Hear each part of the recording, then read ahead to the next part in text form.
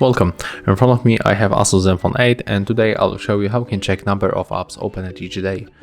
So we have to go for the settings, you have to scroll down and go for Digital Wellbeing at the parental controls to show our data, move for the unlocks, and as you can see we opened the settings 35 times, Google 9, phone 6, we can show all apps just like that.